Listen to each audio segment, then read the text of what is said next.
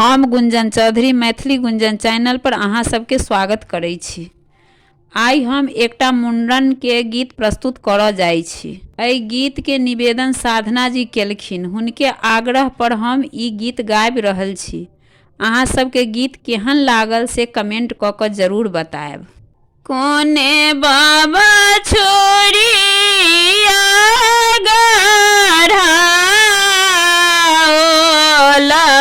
सोने से मेढ़ा है। कोने बाबा छोरे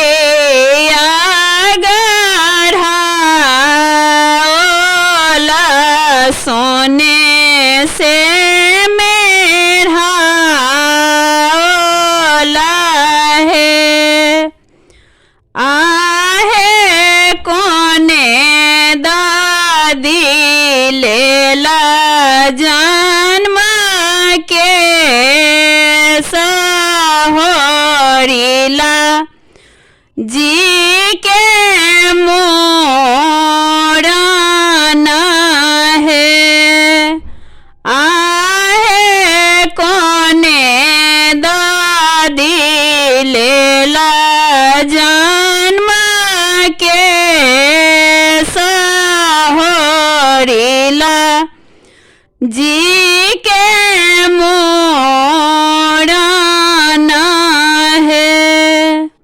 प्रेम नाथ बाबा छुरिया गढ़ा सोने से मेढ़ा है। प्रेम नाथ बाबा छुरिया गढ़ा सोने से मेढ़ा है। आहे उर्मिला दादी लेला जन्म के सरीबंत बरुआ के मोड़न है। आहे उर्मिला दादी लेला जन्म के सरीबंत बरुआ के मोड़न है। बसंत चाचा नगर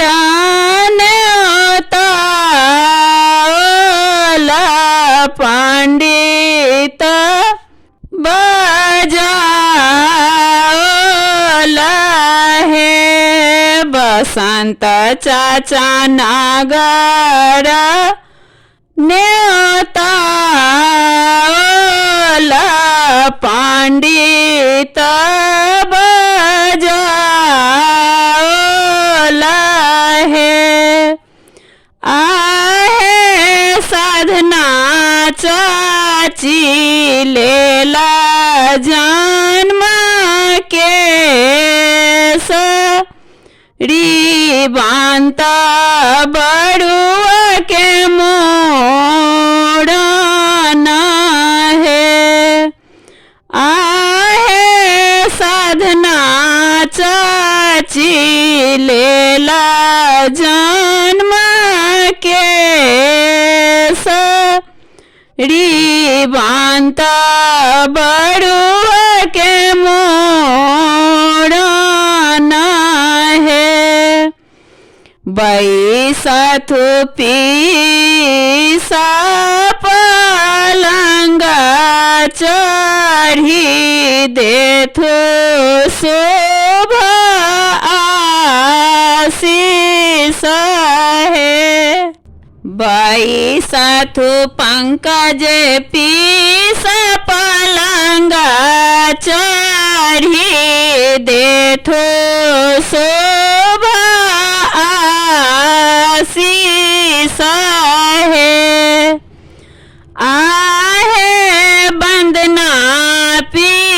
पीसी लेला जन्म के रिबंत बड़ुआ के मोड़न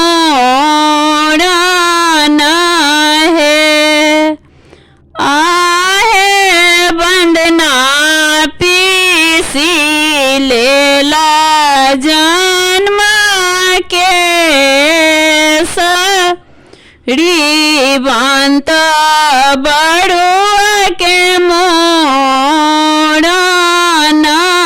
है कोने बाबा छुड़िया गढ़ाओला सोने से मेढ़ाओला है सब बाबा छुड़िया गढ़ाओला सोने से मेढ़ाओला है आहे कोने दादी लेला जन्म के होड़ीला जी के मोड़न है आहे सब दादी लेला जन्म के होड़ीला जी